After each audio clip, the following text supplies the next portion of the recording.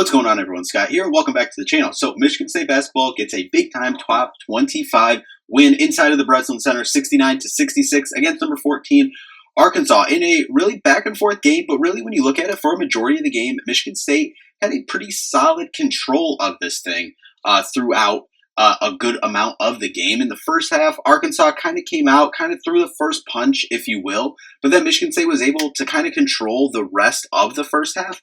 But then kind of a weird, funky last 2 minutes to end the half.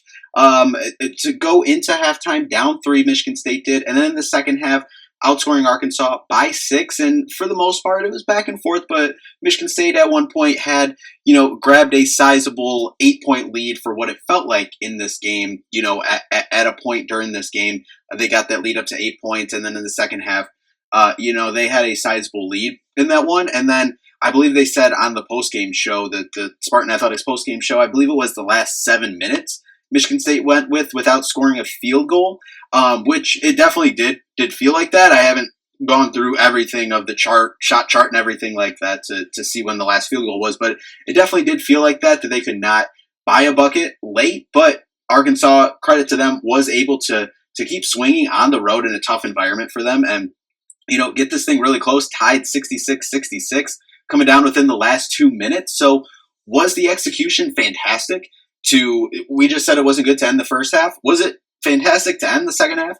No, but Michigan State did make the necessary plays in order to come away with a home win in this top 25 matchup against a top 15 rated team in the country and a team in Arkansas that I think really has Final Four potential with their guard play specifically. But Michigan State did some good things on Trevin Brazil as well. They have really good, talented pieces on this roster. I think this is a Final Four caliber team that Michigan State just went up with on Saturday night. But listen, before we get into this game, if you could just hit that like and subscribe button down there. A little more Michigan State basketball content on the channel, so just make sure you subscribe so you don't miss a video. So let's just jump right in. In Arkansas, we kind of started talking about them already. Obviously, one of the main pieces we were talking about coming into this game, this was all centered on their guard play. And Darius Acuff Jr., obviously from the state of Michigan, transferred out in high school and obviously was committed to Coach Cal, ends up at Arkansas. He's a freshman this year, had a good first game, but this game he plays 33 minutes, 16 points, 6 assists, 2 steals, only 1 turnover as well. 2 for 8 from the three-point line. Michigan State was able to hold up solidly from the three-point line. 7 for 28, Arkansas was 25%. But another guy we were looking at, Malik Thomas, he played 29 minutes as well, 16 points for him, 6 rebounds. But then those were kind of the two guys, the 2 freshmen that we were really looking at in terms of guard play. But DJ Wagner didn't have a fantastic first game, had kind of an all-around game, for them. But he stepped up his scoring in this one overall. Only missed 2 shots total on the night. He had 13 points in this one. We were able to cut down his other stats, though. Only 2 rebounds, 3 assists. He did have 3 steals, though. He was active on the defensive end. When you look at Trevin Brazil, though, he was a guy that Michigan State, he was going to be a problem, down low. And Michigan State, to their credit, was able to keep him in check for the most part. He only had 3 points in this one and only had 2 rebounds. And he did have 4 fouls. He was in foul trouble first half, really the second half as well. And Michigan State was able to do a good job there, holding him to 1 for 5. But he only played in 16 minutes in this one due to that foul trouble. But so you had to credit Michigan State for being able to force him into tough positions in order to make him foul. Yeah, I know you can have the discussion about foul baiting, like whatever. I don't think a lot of that was on Brazil either. Some of those, like the one where he was guarding Jeremy on the inbounds play, kind of full court press, that was a clear foul. That wasn't a foul bait. He was being very aggressive with him, got called for a foul. But that was obviously a big benefit for Michigan State, holding him to 3 points. Nick Pringle fouled out of this game. He had 6 points, 7 rebounds, 2 steals, 3 blocks. He was solid. He went 2 for 2 from the field, so congrats to him. But Billy Richmond, 29 minutes, 8 points, 6 rebounds for him.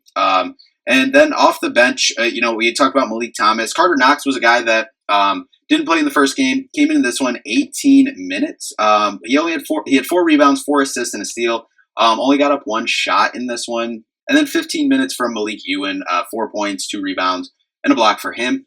Overall, Michigan State able to hold up defensively, holding them to 39% from the field, 25% from the three-point line, and then 15 for 23 from the free throw line was Arkansas. So able to miss some free throws there, 14 turnovers overall. So Michigan State was able to do solid there on the defensive end. Now, we flip it over to Michigan State. You start out with the starting lineup. Obviously, the big change was Trey Fort going into the starting lineup for Kerr Tang. He had 5 points in this one, 2 rebounds, a steal, and a block. He had Michigan State's only 3 of the night. Michigan State 1 for 14 from 3 on the night. That's not going to win you many games. So the fact that you were able to grind out a win when you shoot 1 for 14 from 3, very impressive on the Michigan State front, obviously. I thought he was okay. Defensively, he had a few weird plays on offense, a few missed defensive rotations, but it wasn't horrible. And then obviously the guy he replaced in the starting lineup, Kerr Tang, he only played 5 minutes in this one, had a turnover, 0 for 2 from the field. So I still think we're looking for something out of that 2 spot from those two. We're going to need something out of both of them, going forward in this season. We'll get to kind of some positives here in a second that I think could be coming from that 2 position.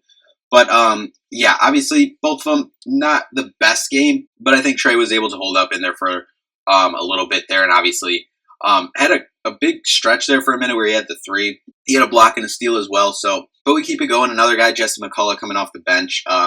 He came in because Carson Cooper, who we'll get to in a second, had foul trouble in the first half, but only 3 minutes in this one. He did get a nice little floater to go, but still has a little ways to go there. But speaking of Carson Cooper, he played 20 minutes in this one. A lot of that coming in the second half. As I said, was in foul trouble in the first half. Had 2 fouls, but he finished with 9 points. A lot of those were on the, pick and roll, just straight to the front of the rim. Jeremy throw it up there for a lob. 2 rebounds, 2 blocks, a steal, but a lot of that, the rebounding numbers would be better. But as I said, missing that time kind of in the first half with the foul trouble.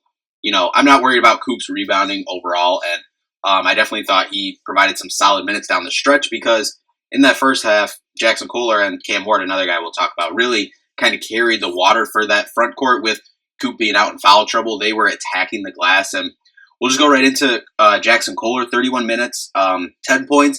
A lot of that coming in the second half. Didn't have it going in the first half that much from the offensive side of things, but 7 rebounds, 3 assists, and a steal. And I thought he held up solid defensively. He was 0 for 3 from 3, but I thought he had a couple of decent looks when he got them. Just no one was hitting him for Michigan State. So solid night overall from Jackson Kohler. Divine Ugochukwu played 11 minutes, 1 rebound, 1 assist, 0 for 2 from the field. And listen, he's still away defensively. He had the play where Darius Acuff kind of blew by him, where Jeremy was kind of trying to help, collapse on him. And then offensively, still kind of working on some things. But do have to give him credit for sticking in there to give Jeremy kind of a minute there because, Jeremy can't, I'm sure he could, but you don't want to run Jeremy into the ground playing 39, 40 minutes a game. Jeremy played 35 tonight, and we'll get to him here in a second. But Divine being able to kind of keep things rolling for the most part. And even if he is kind of struggling, still kind of trying to find his way a little bit, he was able to make a big play there at the end. He kind of caught like a little roll pass, kind of bobbled it a little bit, but he was able to get to the rim and dump it down to Cam Ward for a big finish at the rim. So shout out to Divine for sticking in there throughout this thing. But we'll kind of funnel that right into the freshman. Jordan Scott, off the bench in the first half, he ends up starting the second half, plays 26 minutes, which is good for 4th on the team. Yeah, 4th on the team. He finishes with 6 points, 7 rebounds overall, 1 block, 0 turnovers, 2 for 4 from the field, 2 for 4 from the free throw line. He missed those 2 late ones, but I'm not worried about that. He played really solid across the board. Always just seems to be in the right place at the right time, making the hustle plays as well. And then speaking of hustle plays, Cam Ward off the bench as well.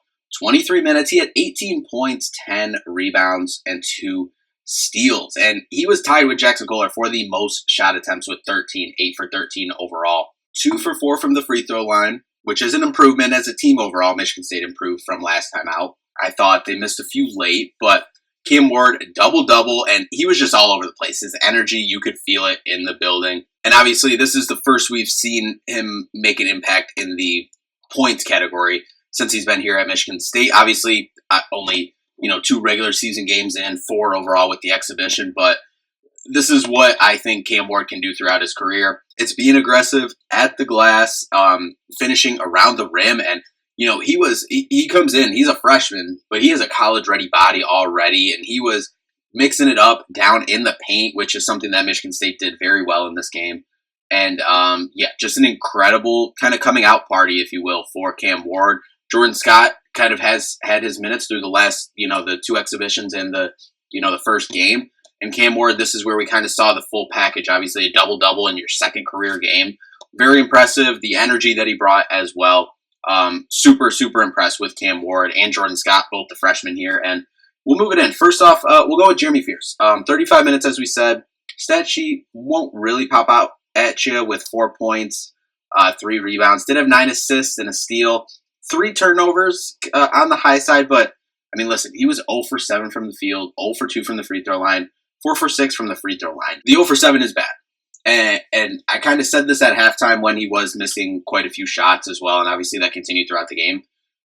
Listen, we don't win that game without Jeremy Fierce. We saw what the offense kind of looks like when Jeremy isn't involved. And, we're still kind of trying to find our identity in the half court, but he kind of provides, if all else goes wrong, he can create something. That doesn't mean he's going to take you off the dribble and, get to a step back, a jump shot, but he's going to get the offense rolling and put someone in a position, whether it's someone on a slash, someone on a roll, or, a skip pass to someone. He's going to set up something. And then I also just think the other stuff, the energy, within the team, obviously, against the other team.